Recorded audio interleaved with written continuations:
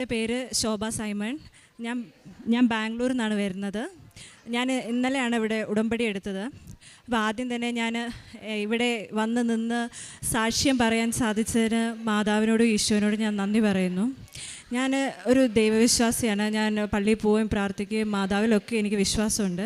പക്ഷേ കൃപാസനത്തിൽ എനിക്ക് വിശ്വാസമില്ലായിരുന്നു. എനിക്ക് ഒട്ടും വിശ്വാസമില്ലായിരുന്നു. കാരണം ഇവിടുത്തെ പറ്റി നല്ലതും ഒരുപാട് അത്ഭുതങ്ങൾ സംഭവിക്കുന്നതും അതേപോലെ തന്നെ മോശമായ കാര്യങ്ങൾ ഞാൻ ഒരുപാട് കേട്ടിട്ടുണ്ട്. പക്ഷേ ഞാനതൊന്നും കാര്യമായിട്ട് ശ്രദ്ധിക്കാറില്ലായിരുന്നു. അപ്പോൾ ആ ഇടയ്ക്കാണ് എൻ്റെ അമ്മ ഇവിടുത്തെ യൂട്യൂബ് സാക്ഷ്യങ്ങളെല്ലാം കേൾക്കാൻ തുടങ്ങി. അപ്പോൾ അമ്മ എൻ്റെ അടുത്ത് ഇടയ്ക്ക് വിളിച്ചിട്ട് പറയും, സാക്ഷ്യങ്ങൾ നീ ഒന്ന് കേട്ട് നോക്ക്, ഒരുപാട് അത്ഭുതങ്ങൾ നടക്കുന്ന സ്ഥലമാണെന്ന് പറഞ്ഞു. പക്ഷേ ഞാനൊന്നും മറുപടി പറഞ്ഞില്ല, ഞാൻ അതിനെ ശ്രദ്ധിക്കത്തില്ലായിരുന്നു. അത് കഴിഞ്ഞൊരു 3-4 മാസങ്ങൾക്ക് മുമ്പ് എൻ്റെ അമ്മയും അനിയത്തി ഇവിടെ വന്ന് ഉടമ്പടി എടുത്തു. ഉടമ്പടി എടുത്തതിൽ അമ്മയ്ക്ക് വലിയൊരു രോഗശാന്തി ഉണ്ടായി. അനിയത്തി വന്ന് അതിനെപ്പറ്റി സാക്ഷ്യം പറയുകയൊക്കെ ചെയ്തു. എന്നിട്ടും ഞാൻ വിശ്വസിക്കാൻ തയ്യാറായില്ല. അപ്പോൾ ഇവരിങ്ങനെ എല്ലാ ദിവസവും വിളിക്കുമ്പോൾ എന്നോട് ഇങ്ങനെ ഇവിടുത്തെ ഞങ്ങളുടെ സംസാരം അവസാനിക്കുന്ന മിക്കവാറും കൃപാസനത്തെ പറ്റി പറയുമ്പോഴായിരിക്കും. അപ്പോൾ അമ്മ കൃപാസനത്തെ പറ്റി പറയാൻ തുടങ്ങുമ്പോൾ തന്നെ ഞാൻ പെട്ടെന്ന് അമ്മ എനിക്ക് തിരക്കുണ്ടെന്ന് പറഞ്ഞിട്ട് ഞാൻ ഫോൺ വെച്ചിട്ടു. അപ്പോൾ അവർക്ക് മനസ്സിലായി എനിക്കിത് തീരെ ഇഷ്ടമില്ലാത്തൊരു കാര്യമെന്ന് മനസ്സിലായി. അപ്പം എൻ്റെ അനിയത്തി ഉടമ്പടി എടുത്തപ്പം ആ ഉടമ്പടിയിലെ ഒരു നിയോഗം കുടുംബത്തിലുള്ള എല്ലാവരും കൃപാസന മാതാവിൻ്റെ വിശ്വാസികളാണെന്നുള്ളായിരുന്നു അവൾ വെച്ച ഒരു നിയോഗം. അപ്പം അനിയത്തി എൻ്റെ അടുത്ത് സംസാരിക്കാൻ തുടങ്ങി കൃപാസനത്തെ പറ്റി. ഞാനിത് കേൾക്കുമ്പം പക്ഷേ ഫോൺ വെച്ച് ഞാൻ ശ്രദ്ധിക്കാതെ ഫോൺ വെച്ചിട്ട് പോകും. അങ്ങനെ ഇവരിങ്ങനെ നിരന്തരമായി പറഞ്ഞുകൊണ്ടിരുന്ന ആദ്യം ഞാൻ മൈൻഡ് ചെയ്യത്തില്ലായിരുന്നു. പിന്നെ എനിക്ക് ഇതിനെയൊക്കെ പറ്റി കേൾക്കുമ്പോൾ അസ്വസ്ഥതകളായി തുടങ്ങി. എനിക്കിതിനെപ്പറ്റി കേൾക്കാനേ പറ്റത്തില്ല. അപ്പോൾ ഞാനിങ്ങനെ ഇങ്ങനെ വീട്ടിലെ കാര്യങ്ങളൊക്കെ ചെയ്യുമ്പോൾ ഞാനിങ്ങനെ പ്രാർത്ഥിക്കും, മാതാവേ എനിക്ക് ഇതിനെപ്പറ്റി കേൾക്കുമ്പോൾ എനിക്ക് ഭയങ്കരമായിട്ട് അസ്വസ്ഥതയാണ്, എന്നോട് ക്ഷമിക്കണേന്ന് ഞാനിങ്ങനെ മനസ്സിൽ പറയുന്നുണ്ട്.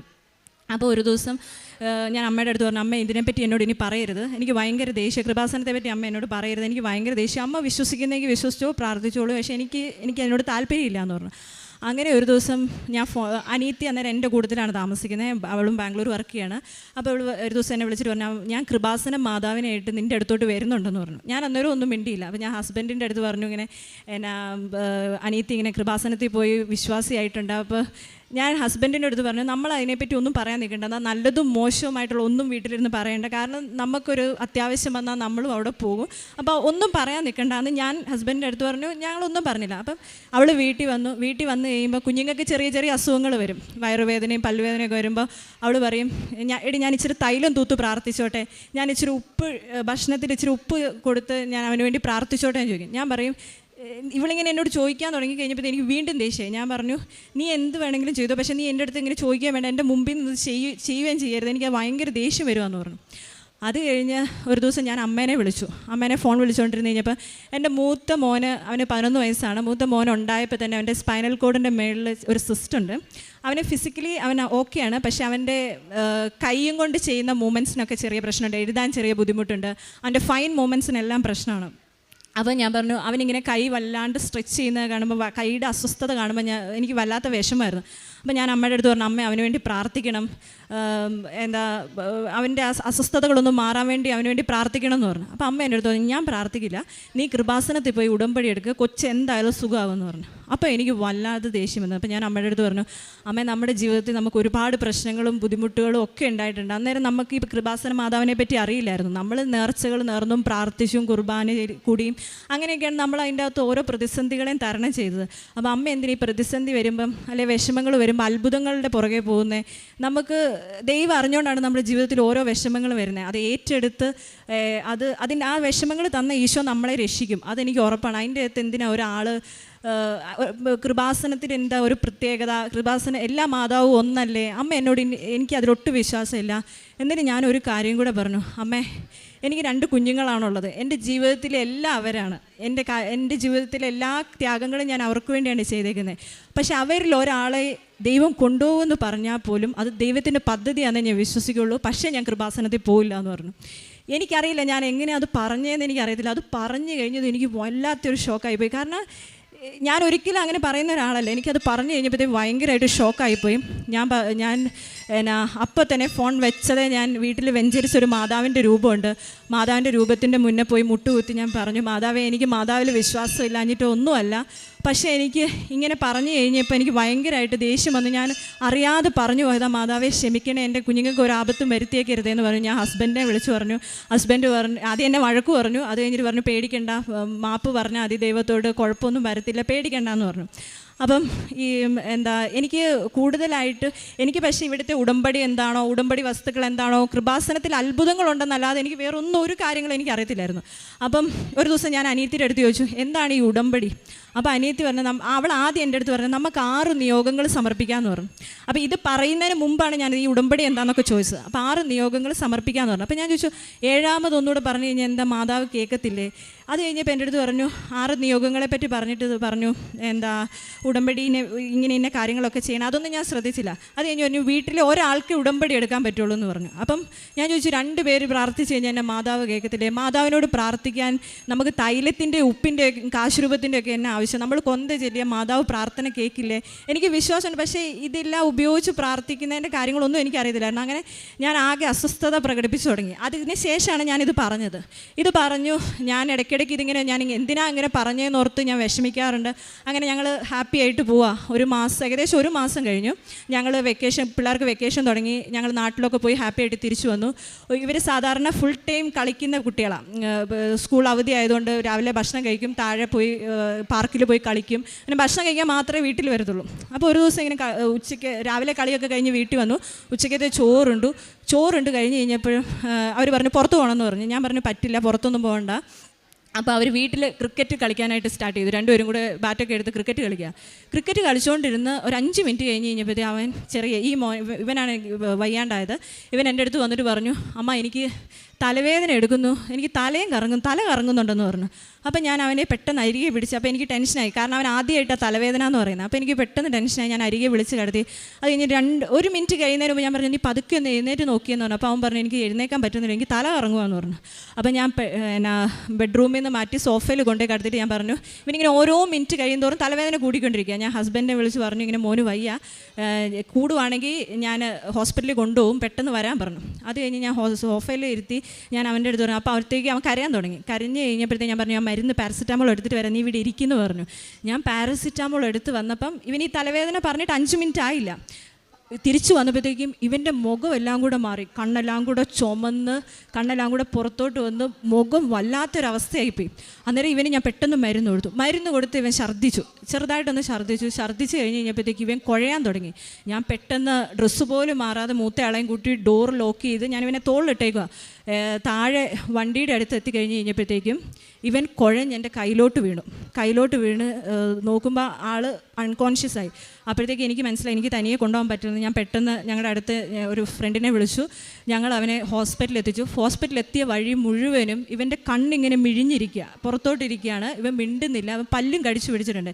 ഇവന് ശരിക്കും ഫിറ്റ്സ് വന്നായിരുന്നു. എനിക്ക് മനസ്സിലായില്ല, കാരണം ഇവൻ ഒരിക്കലും വന്നിട്ടുമില്ല. ആ സമയം വളരെ ഹെൽത്തി ആയിട്ടിരുന്ന കുട്ടിയാണ്, ഭയങ്കര ആരോഗ്യത്തോടെ ഇരുന്ന കുട്ടിയാണ്. പനിയില്ല, കോൾഡ് പോലും ഇല്ല. അപ്പം ഫിറ്റ്സ് എന്നുള്ളൊരു കാര്യം ഞാൻ എക്സ്പെക്റ്റ് ചെയ്യുന്നേയില്ല. ഞങ്ങൾ ആകെ ടെൻഷനായി പെട്ടെന്ന് ഹോസ്പിറ്റലിൽ എത്തിക്കഴിഞ്ഞ് ഞങ്ങൾ എമർജൻസി കയറ്റി കഴിഞ്ഞപ്പോഴത്തേക്കും ആൾ ബോധം വന്നിട്ട് എൻ്റെ അടുത്ത് കണ്ണ് തുറന്നിട്ട് എൻ്റെ അടുത്ത് ചോദിച്ചു, അമ്മേ ഞാൻ മരിച്ചു പോയിട്ടൊന്നുമില്ല, അമ്മ എന്തിനാ ഇങ്ങനെ കരയുന്നേ? അമ്മയും പാപ്പിയും കരയുന്നേ, പാപ്പിന്നാണ് മൂത്തയാളെ വിളിക്കുന്നത്. പാപ്പിയും കരയുന്ന കണ്ടിട്ട് എനിക്ക് സങ്കടം, അമ്മ ടെൻഷൻ അടിക്കേണ്ടെന്ന്. ഇതെല്ലാം നാക്കു കുഴഞ്ഞാണ് പറയുന്നത്, ക്ലീൻ ആയിട്ടല്ല പറയുന്നത്. ഇത് പറഞ്ഞുകൊണ്ടിരിക്കും അവൻ അടുത്ത ഫിറ്റ്സ് വന്നു. അപ്പോഴത്തേക്ക് ഡോക്ടർ പറഞ്ഞു, ഇത് ഫിറ്റ്സാണ്, ഞങ്ങൾ ഇതിൻ്റെ മെഡിക്കേഷൻ സ്റ്റാർട്ട് ചെയ്യാൻ പോവാണ്, നമുക്ക് അതിൻ്റെ റീസൺസ് ഒക്കെ നമുക്ക് CT ഒക്കെ എടുക്കണം, എന്നിട്ടേ പറയാൻ പറ്റത്തുള്ളൂ. അപ്പോൾ എന്തായാലും മെഡിസിൻ സ്റ്റാർട്ട് ചെയ്യാൻ പോകാമെന്ന് പറഞ്ഞു. അവനെ അഡ്മിറ്റ് ചെയ്തു. ഇപ്പോൾ ഡോക്ടർ ഇത് സംഭവിക്കുന്നത് വൈകുന്നേരം ഞങ്ങൾ ഹോസ്പിറ്റലിൽ എത്തിയപ്പോൾ ഒരു 4:30 മണിയായി സമയം. അപ്പോൾ ഡോക്ടർ പറഞ്ഞു, ഫിറ്റ്സ് വന്നാലേ കൊച്ചു ഉറങ്ങും, അവന് ക്ഷീണം ഉണ്ടാവും, ഒരു 2 മണിക്കൂർ കഴിയുമ്പോൾ അവൻ എഴുന്നേക്കും, അത് കഴിഞ്ഞിട്ട് നമുക്ക് ബാക്കി കാര്യങ്ങൾ ചെയ്യാമെന്ന് പറഞ്ഞു. ഇവനെ റൂമിലോട്ട് ഷിഫ്റ്റ് ചെയ്തു. ഇവൻ 5 മണിയായി, 6, 7 മണിയായി, 8 മണിയായിട്ട് എഴുന്നേൽക്കുന്നില്ല, 9 മണിയായിട്ട് ഇവൻ എഴുന്നേൽക്കുന്നില്ല. അപ്പോഴത്തേക്കും ഡോക്ടേഴ്സിന് എന്തോ പ്രശ്നം തോന്നി. അവർ പറഞ്ഞു, ഞങ്ങൾ ഇവനെ ICUലോട്ട് ഷിഫ്റ്റ് ചെയ്യാൻ പോവാണ്, അവന് ഒരു ഇമ്മീഡിയറ്റ് കെയർ അവിടെ നിന്ന് കിട്ടും, റൂമിലാണെങ്കിൽ നമുക്ക് അത്രയും കെയർ ചെയ്യാൻ പറ്റില്ല എന്ന് പറഞ്ഞു. പക്ഷേ ഇവൻ്റെ വൈറ്റൽസ് എല്ലാം നോർമലായിരുന്നു, BP അങ്ങനത്തെ കാര്യങ്ങളെല്ലാം നോർമലായിരുന്നു. അപ്പോൾ ഇവനെ ICUയിൽ കൊണ്ടുപോയി കഴിഞ്ഞപ്പം ഞങ്ങൾ ശനിയാഴ്ചയാണ് അഡ്മിറ്റ് ആകുന്നത്, ശനിയാഴ്ച വൈകിട്ട്. തിങ്കളാഴ്ച CT എടുക്കാൻ പറ്റുള്ളൂ എന്ന് ഡോക്ടേഴ്സ് പറഞ്ഞു, കാരണം നാളെ സൺഡേ ആണ്, നാളെ പറ്റില്ല എന്നൊക്കെ പറഞ്ഞ് അവൻ എഴുന്നേക്കാതെ ഇങ്ങനെ കിടക്കുന്നതുകൊണ്ട് അന്ന് രാത്രി തന്നെ CT എടുത്തു.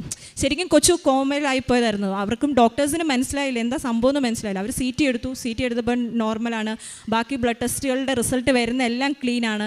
അപ്പം ഇവർക്ക് എന്താണെന്നത് കണ്ടുപിടിക്കാൻ പറ്റുന്നില്ല. അപ്പോൾ അവർ പറഞ്ഞു സമയം വേണം, എന്ത് സംഭവിക്കാം, എന്താണേലും ഒരു 48 hours കഴിഞ്ഞിട്ട് എന്താണെന്ന് നമുക്ക് പറയാൻ പറ്റത്തുള്ളൂ.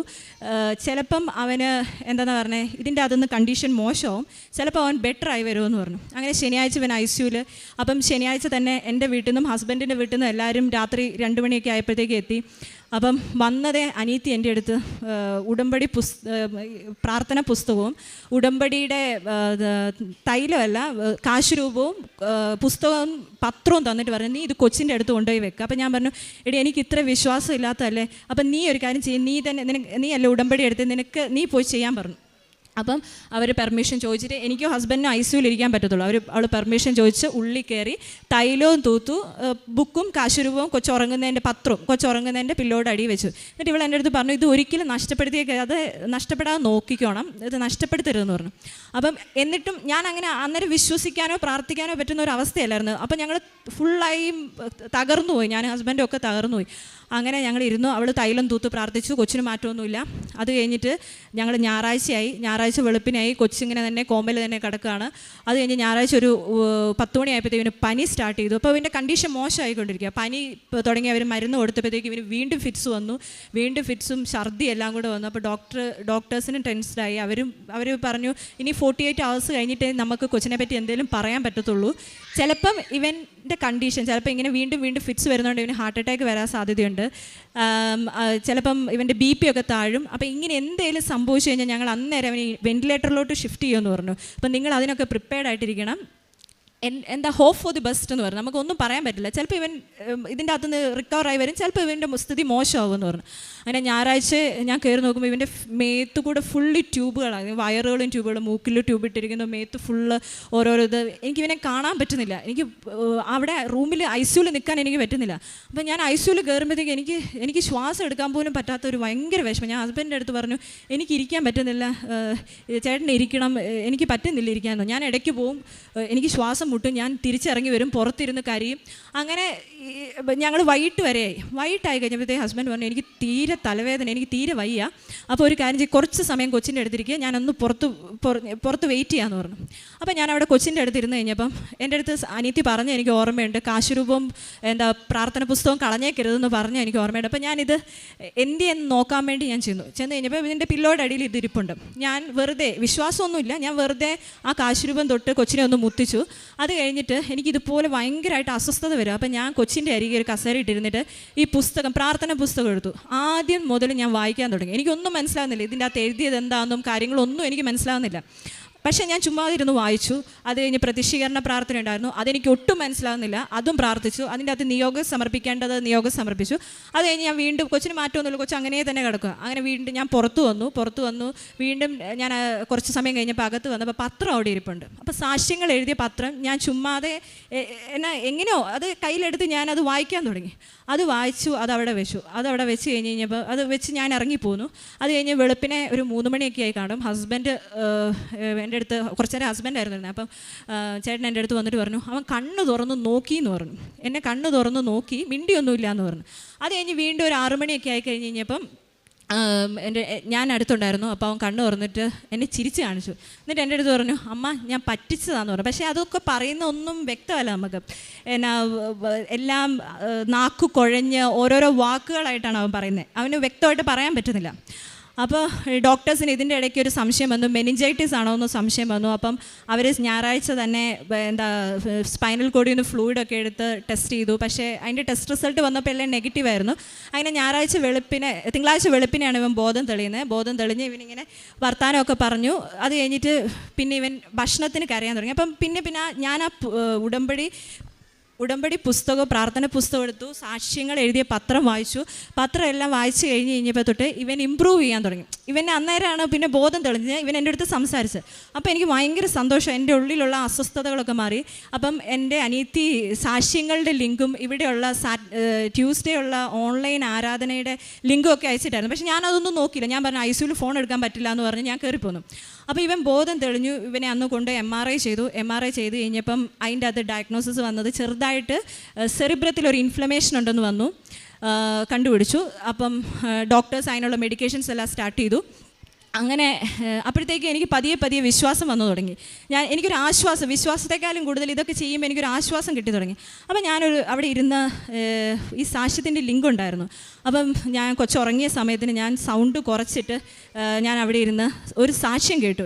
ആ സാക്ഷ്യം അമ്മയും മക്കളും കൂടെ വെക്കേഷന് ലീവിന് വീട്ടിൽ വന്നപ്പം കുഞ്ഞിൻ്റെ തലയിൽ തെങ്ങ് വീണ് കൊച്ച് ആകെ അബോധാവസ്ഥയിലായി. അതിൻ്റെ അകത്തുനിന്ന് രക്ഷപ്പെട്ട് വന്ന ഒരു കുഞ്ഞിൻ്റെ സാക്ഷിയാണ് ഞാൻ കേട്ടത് അവിടെ ഇരുന്ന്. അത് കേട്ട് കഴിഞ്ഞപ്പോൾ തൊട്ട് എനിക്ക് ഭയങ്കരമായിട്ട് ഞാൻ അവിടെ ഇരുന്ന് കുറേ നേരം കരഞ്ഞു. എൻ്റെ ദൈവമേ, എൻ്റെ മാതാവേ, എൻ്റെ മകനെ എനിക്ക് പഴയ അവസ്ഥയിൽ തരണേ, ആരോഗ്യമുള്ളൊരു കുഞ്ഞായിട്ട് എനിക്ക് തിരിച്ചു തന്നേക്കണേ.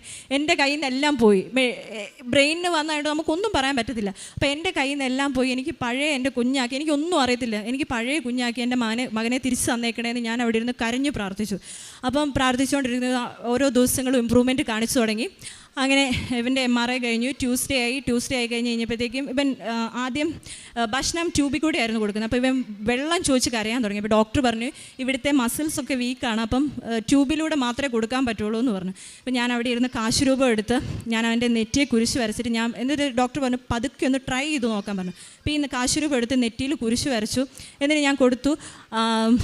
ആദ്യം ഞാൻ ട്രൈ ചെയ്തു. അപ്പോൾ ഇവനെ ചുമയ്ക്കാൻ തുടങ്ങി. അപ്പോൾ ഡോക്ടേഴ്സ് പറഞ്ഞു കൊടുക്കണ്ട, ഇപ്പം വേണ്ടാന്ന് പറഞ്ഞു. അത് കഴിഞ്ഞിട്ട് പിന്നെ ഞാൻ കാശുരൂപം എടുത്ത് നെറ്റിയിൽ കുരിശ് വരച്ച് കൊച്ചിനെ കൊടുത്തു, സ്പൂണിൽ വെള്ളം കൊടുത്തു. അപ്പം ഇവന് പിന്നെ ചുമച്ചൊന്നുമില്ല. അങ്ങനെ ഞാൻ ഓരോ നേരം ഈ വെള്ളം കൊടുത്തു കഴിഞ്ഞപ്പോഴിങ്ങനെ നെറ്റിയിൽ കാശുരൂപം വെച്ച് കുരിശ് വരച്ചിട്ട് വെള്ളം കൊടുത്തു. അത് കഴിഞ്ഞ് പിന്നെ അവന് കാപ്പി കൊടുത്തു. അത് കഴിഞ്ഞ് ഓട്സ്, അങ്ങനെ ഓരോരോ പതുക്കെ അവന് ഭക്ഷണം കൊടുത്തു. അപ്പോൾ ഡോക്ടർ പറഞ്ഞു ട്യൂബ് മാറ്റണ്ട, ട്യൂബ് അവിടെ ഇരുന്നോട്ടെ, എന്തെങ്കിലും വിക്കോ എന്തെങ്കിലും ചെയ്ത് കഴിഞ്ഞാൽ കുഞ്ഞിൻ്റെ ലങ്സിലോട്ട് പോകും, പിന്നെ അത് ഭയങ്കര കോംപ്ലിക്കേഷൻ ആവും. അപ്പോൾ ട്യൂബ് അവിടെ ഇരുന്നോട്ടെ, സോളിഡ് ആയിട്ടുള്ള എല്ലാ സാധനങ്ങളും എന്ന് വെച്ച് കഴിഞ്ഞാൽ അങ്ങനത്തെ ഭക്ഷണം നമുക്ക് ട്യൂബിലൂടെ കൊടുക്കാം, ഇങ്ങനെ വെള്ളം അങ്ങനെയൊക്കെ വായിലൂടെ കൊടുക്കാൻ പറഞ്ഞു. അപ്പോൾ അവൻ തന്നെ അവനത് അസ്വസ്ഥതയായിരുന്നു. അപ്പോൾ അവൻ തന്നെ ഞാൻ നോക്കുമ്പോൾ ഒരു ദിവസം ട്യൂബ് റിമൂവ് ചെയ്തു. അപ്പോൾ ഡോക്ടർ പറഞ്ഞു ഇനി ഇടണ്ട, അവിടെ ഇരിക്കട്ടെ എന്ന് പറഞ്ഞു. അങ്ങനെ ലിക്വിഡ് മാത്രം മുത്താറി കൊണ്ട് കുറുക്കുണ്ടാക്കി കൊടുത്തു, ഓട്സ് കൊടുത്തു. അങ്ങനെ ഇവന് ഇമ്പ്രൂവ്മെൻറ്റ് കാണിച്ചു തുടങ്ങി. അത് കഴിഞ്ഞപ്പോൾ ഒരു ദിവസം ഡോക്ടർ പറഞ്ഞു പതുക്കെ സോളിഡ് ട്രൈ ചെയ്യാൻ പറഞ്ഞു. അങ്ങനെ ഞാൻ ഇവനൊരു ഇഡ്ഡലി കൊടുത്ത് അവൻ അത് കഴിച്ചു. അങ്ങനെ ഞങ്ങൾ ട്യൂസ്ഡേ റൂമിലോട്ട് ഷിഫ്റ്റ് ചെയ്ത് കഴിഞ്ഞപ്പോഴും ഇവൻ്റെ കഴുത്ത് നേരെ നിൽക്കില്ല, അവന് സംസാരിക്കാൻ പറ്റില്ല, ഇവന് കൈ കൊണ്ടൊന്നും പിടിക്കാൻ പറ്റത്തില്ല, ഇവന് എഴുന്നേറ്റ് നിൽക്കാൻ, യൂറിനൊക്കെ അവൻ കിടക്കുന്നിടത്തു നിന്നാണ് ഞങ്ങൾ എടുക്കുന്നത്, അവനൊന്നും ചെയ്യാൻ പറ്റത്തില്ല, അവനിങ്ങനെ പാരലൈസ്ഡ് ആയ പോലെ ഒരു അവസ്ഥയിലായിരുന്നു. അപ്പം ട്യൂസ്ഡേ ഞാനിങ്ങനെ വീട്ടിലിരുന്ന് റൂമിൽ കൊച്ചിൻ്റെ അടുത്തിരുന്ന് ആരുമില്ല, ഞാനും കൊച്ചു മാത്രമേ ഉള്ളൂ. അപ്പം ഞാനിങ്ങനെ അമ്മേനെ ഫോൺ വിളിച്ചുകൊണ്ടിരിക്കുക.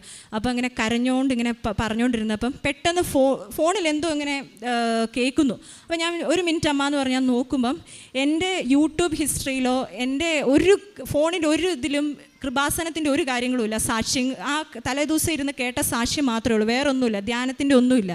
അപ്പം ഏതോ ഒരു ചൊവ്വാഴ്ച ഇവിടെ നടന്ന ധ്യാനം ഇങ്ങനെ പറഞ്ഞുകൊണ്ടിരിക്കുന്നു. ഞാൻ ഫോൺ വിളിച്ചുകൊണ്ടിരിക്കുമായിരുന്നു. അപ്പോൾ ഇതിങ്ങനെ പറഞ്ഞുകൊണ്ടിരിക്കുന്നു. അപ്പം തന്നെ ഞാൻ ഫോൺ കട്ട് ചെയ്തു. ഞാനിപ്പോൾ തിരിച്ചു വിളിക്കാമെന്ന് പറഞ്ഞു. എന്നിട്ട് ഞാൻ അവിടെ തന്നെ ഇരുന്ന് ആ ധ്യാനം കൂടാൻ തുടങ്ങി. അതിൻ്റെ അകത്ത് രോഗസൗഖ്യ പ്രാർത്ഥനകളെല്ലാം കൂടി. ആ ധ്യാനം എനിക്ക് പക്ഷേ രോഗസൗഖ്യ പ്രാർത്ഥന ആയി കഴിഞ്ഞപ്പോഴത്തേക്കും ഡോക്ടർ വന്നു. അപ്പോൾ ഞാനത് കട്ട് ചെയ്തു. അപ്പോൾ ഞാൻ കൊച്ചിൻ്റെ അരികെ ഇരുന്ന് കരഞ്ഞ് അച്ഛൻ പറയുന്ന ഓരോ വചനങ്ങളും കേട്ട് കരഞ്ഞ് പ്രാർത്ഥിച്ചുകൊണ്ടിരിക്കുക. അപ്പം അതും കഴിഞ്ഞു. അത് കഴിഞ്ഞ് ഞാൻ ICUലായിരുന്നപ്പം ഞാൻ പറഞ്ഞല്ലോ ഞാനൊരു സാക്ഷ്യം കേട്ടായിരുന്നെന്ന്. ആ സാക്ഷ്യത്തിൻ്റെ അകത്ത് ആ ചേച്ചി പറയുന്നുണ്ട് ഞാൻ വചനം എഴുതി പ്രാർത്ഥിക്കുമായിരുന്നു, കൊച്ചിൻ്റെ ICUവിൻ്റെ മുമ്പിലിരുന്ന് ഞാൻ വചനം എഴുതി പ്രാർത്ഥിക്കുമായിരുന്നെന്ന് പറഞ്ഞു. അപ്പം ഞാനും അതുപോലെ കൊച്ച് ICUലായിരുന്നപ്പം ഒരു ബുക്ക് എടുത്ത് ഞാൻ വിശ്വാസപ്രമാണം എനിക്കറിയാവുന്ന പ്രാർത്ഥനകളും പിന്നെ സങ്കീർത്തനം 91 അങ്ങനെ എല്ലാ കാര്യങ്ങളും കൊച്ചിൻ്റെ അരികെ ഇരുന്ന് ഞാനിങ്ങനെ എഴുതിക്കൊണ്ടിരിക്കുന്നുണ്ടായിരുന്നു. അത് കഴിഞ്ഞ് ഞാൻ ഈ യൂട്യൂബിലെ ഈ ധ്യാനം കേട്ടു. അത് കഴിഞ്ഞ് ഓരോ ദിവസവും അവൻ ഇമ്പ്രൂവ് ആയി തുടങ്ങി. ഇപ്പം അതൊക്കെ കഴുത്ത് ബെറ്ററായി തുടങ്ങി.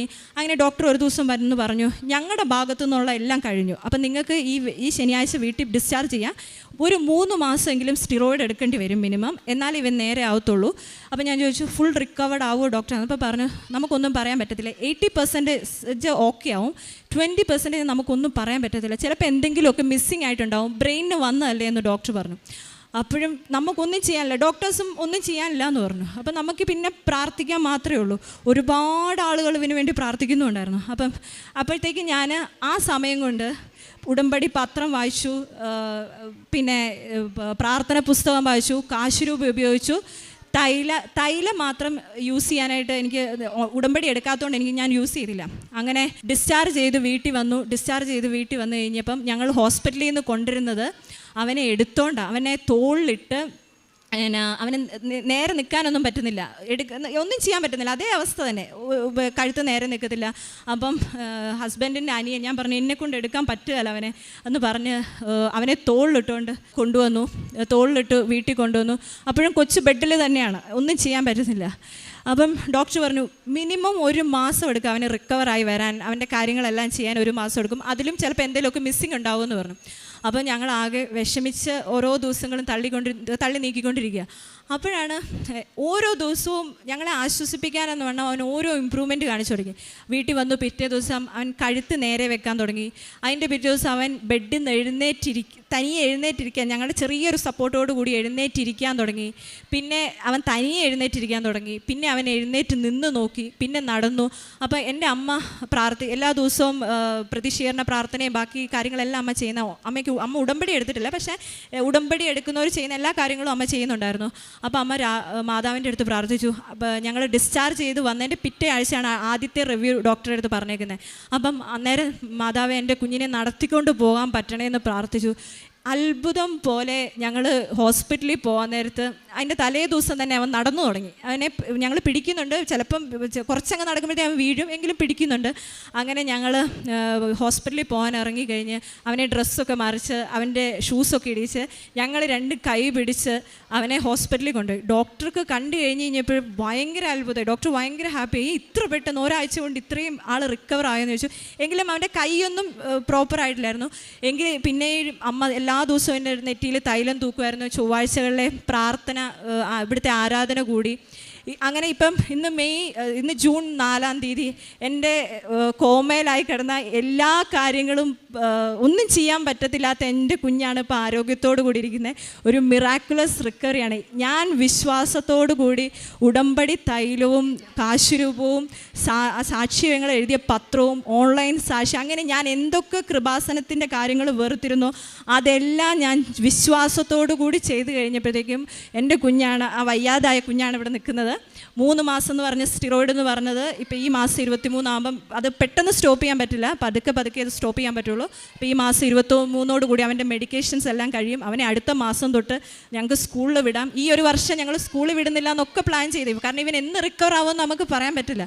അപ്പം ഡോക്ടർ ഇവനെ ഫിസിയോതെറാപ്പിക്ക് വേണ്ടി ഞങ്ങൾക്ക് സജഷൻസ്, ഞങ്ങൾക്ക് അതിൻ്റെ സ്റ്റെപ്സൊക്കെ കാണിച്ചു തന്ന ഡോക്ടർ ഇവനെ പിറ്റേ ആഴ്ച കണ്ടു കഴിഞ്ഞപ്പോഴത്തേക്ക് ആദ്യം പറഞ്ഞു, ഓ മൈ ഗോഡ്, ഇവൻ ഇത്രയും റിക്കവർ ആയോ, ഇനിയിപ്പോൾ ഇവന് ഇതിൻ്റെ ഫിസിയോതെറാപ്പിയുടെ ഒന്നും ആവശ്യമില്ല, ഇവൻ ഒന്നും ഞങ്ങൾ ചെയ്യിച്ചില്ല, ഫിസിയോതെറാപ്പി ഒന്നും ചെയ്യിച്ചില്ല. ഇവൻ ഞാൻ എന്തൊക്കെ എനിക്ക് അവിശ്വാസം ഉണ്ടായിരുന്നോ ആ പരിപൂർണ്ണ വിശ്വാസത്തിലോട്ട് വന്നത് എൻ്റെ കുഞ്ഞു സുഖമായി. ഇപ്പോൾ ഒരു മാസം ആയതേ ഉള്ളൂ. എൻ്റെ വയ്യാണ്ടായ കുഞ്ഞാണ് നിൽക്കുന്നത്. അപ്പം ഞാൻ അന്ന് ശനിയാഴ്ച അഡ്മിറ്റ് ചെയ്തപ്പം ഞാൻ മാതാവിനോട് നേർച്ച നേർന്നായിരുന്നു. ഞാനിവിടെ കൃപാസനത്തിൽ വന്ന് ഞാൻ ഇങ്ങനെയൊക്കെ പറഞ്ഞായിരുന്നു, എനിക്ക് ഇത്രയും വിശ്വാസം ഇല്ലായിരുന്നു എന്ന് പറഞ്ഞ് സാക്ഷ്യം പറഞ്ഞോളാം. ഞാനതെല്ലാം ആളുകളുടെ മുമ്പിൽ ഇവിടെ വന്ന് ഈ അൾത്താരയുടെ മുമ്പിൽ നിന്ന് പറഞ്ഞ് സാക്ഷ്യം പറഞ്ഞോളാമെന്ന് ഞാൻ മാതാവിനോട് നേർച്ച നേർന്നായിരുന്നു. ആ ഒരു നേർച്ച മാത്രമേ ഞാൻ എടുത്തിട്ടുണ്ടായിരുന്നുള്ളൂ. കാരണം അപ്പം പിന്നീട് എല്ലാ ആളുകളും പറഞ്ഞു, ഇതെന്താണ് ഇങ്ങനെ ഒരു ഇൻഫ്ലമേഷൻ സെറിബ്രത്തിൽ വരാൻ കാരണം എന്താണെന്ന് ഇതുവരെ ആർക്കും കണ്ടുപിടിച്ചു, അതിനൊരു പ്രോപ്പർ റീസൺ പറയുന്നില്ല. അപ്പം ഞങ്ങളിങ്ങനെ സെക്കൻഡ് ഒപ്പീനിയനൊക്കെ എടുക്കാൻ വേണ്ടി തുടങ്ങി കഴിഞ്ഞപ്പോഴത്തേക്കും ഞാൻ ഹസ്ബൻഡിൻ്റെ അടുത്ത് പറഞ്ഞു, എവിടെയും പോകണ്ട, അവനത് വരാനുള്ള റീസൺ ഞാനാണ്, എന്നെ കൂടുതൽ വിശ്വാസത്തിലോട്ട് കൊണ്ടുവരാൻ വേണ്ടിയായിരിക്കും അങ്ങനെ സംഭവിച്ചതെന്ന് പറഞ്ഞു. ഞാൻ ഇന്നലെ ഇവിടെ വന്നു. കുഞ്ഞിനെ ഡോക്ടർ പറഞ്ഞായിരുന്നു കുഞ്ഞിനെ കൊണ്ട് ഒത്തിരി യാത്ര ചെയ്യേണ്ടെന്നൊക്കെ പറഞ്ഞായിരുന്നു. എങ്കിലും ഞങ്ങൾ ഇന്നലെ ഇവിടെ വന്നു. ഇന്നലെ ഞാൻ ഉടമ്പടി എടുത്തു. ഇന്ന് ഞങ്ങൾ തിരിച്ചു ബാംഗ്ലൂർക്ക് പോവാണ്. അപ്പം എൻ്റെ കുഞ്ഞിനെ പഴയ ആരോഗ്യത്തിലോട്ടാക്കി തന്ന മാതാവിന് ഞാൻ 1000 നന്ദി പറയുന്നു. 1000 നന്ദി ദൈവത്തിന് അർപ്പിക്കുന്നു. എൻ്റെ ദൂതൻ നിങ്ങളുടെ കൂടെയുണ്ട്, അവൻ നിങ്ങളുടെ ജീവൻ കാത്തു സൂക്ഷിക്കുന്നു. വിശുദ്ധ ഗ്രന്ഥത്തിലെ ബാറൂക്കിൻ്റെ പുസ്തകം 6-ാം അധ്യായം 7-ാം തിരുവചനമാണ്. തൻ്റെ മോനുണ്ടായ രോഗസൗഖ്യത്തെക്കുറിച്ചാണ് ശോഭ സൈമൺ എന്ന മകൾ തൻ്റെ അനുഭവ സാക്ഷ്യം പങ്കുവെച്ചത്. നാം എല്ലാം കേട്ടുകൊണ്ടിരിക്കുകയായിരുന്നു. അപ്പോൾ എങ്ങനെയാണ് ഈ മകന് ബ്രെയിനിൽ ഒരു ഇൻഫ്ലമേഷൻ അതെങ്ങനെ ഉണ്ടായി എന്നൊന്നും ആർക്കും ഇതുവരെയും കണ്ടുപിടിക്കാൻ പറ്റിയിട്ടില്ല. അതിൻ്റെ കാരണങ്ങളും അറിയില്ല. അങ്ങനെ കോമ സ്റ്റേജിലൊക്കെ ആയ മകനാണ് ഇപ്പോൾ ഇവിടെ പരിശുദ്ധ അമ്മയുടെ നടയിൽ ആ കുഞ്ഞിനെയും കൊണ്ടുവന്നാണ് സാക്ഷ്യം പറയുക. എങ്ങനെ പരിശുദ്ധ അമ്മ തന്നെ വിളിച്ചപേക്ഷിക്കുന്ന മക്കളുടെ, അതായത് അവരാര് തന്നെയായാലും അവരുടെ വിശ്വാസത്തെ ഒന്നുകൂടെ ബലപ്പെടുത്തുന്നതിന് അമ്മ എങ്ങനെ തിരുക്കുമാരൻ്റെ പക്കൽ മാധ്യസ്ഥം വഹിക്കുന്നു, എങ്ങനെയാണ് അവരുടെ ജീവൻ കാത്തു സൂക്ഷിക്കുന്നത്. എൻ്റെ ദൂതൻ നിങ്ങളുടെ കൂടെയുണ്ട്, അവൻ നിങ്ങളുടെ ജീവൻ കാത്തു സൂക്ഷിക്കുന്നു എന്ന് തിരുവചനം പറഞ്ഞതുപോലെ തൻ്റെ ദൂതനെ അയച്ച് തൻ്റെ മക്കളുടെ കാര്യത്തിൽ അവർക്ക് കരുതലും കാവലുമാകുന്ന നല്ല തമ്പുരാൻ്റെ ശക്തിയുള്ള കരങ്ങളെയാണ് നമുക്ക് കാണുവാൻ കഴിയുക. ഉടമ്പടി നേർച്ച വസ്തുക്കളിലൂടെ എങ്ങനെ ഈ കുഞ്ഞ് 3 മാസം സ്റ്റീറോയിഡ് എടുക്കണമെന്ന് പറഞ്ഞ കുഞ്ഞാണ്, എന്നാൽ അതിൻ്റെ ഒന്നും ആവശ്യമില്ല, ഈ മാസം തന്നെ അതൊക്കെ സ്റ്റോപ്പ് ചെയ്യാമെന്ന് ഡോക്ടേഴ്സ് പറഞ്ഞു. 80% റിക്കവറി പറഞ്ഞിരുന്നത്. എന്നാൽ ഒരാഴ്ച കൊണ്ട് തന്നെ എങ്ങനെ ആ കുഞ്ഞ് സ്റ്റേബിളായി പിന്നീട് നടന്ന് ഹോസ്പിറ്റലിൽ പോയി, ഇതെല്ലാം നാം കേട്ടതാണ്. നമുക്ക് കരങ്ങളടിച്ച് ഈശോയ്ക്കും അമ്മയ്ക്കും നന്ദി പറയാം. ദൈവം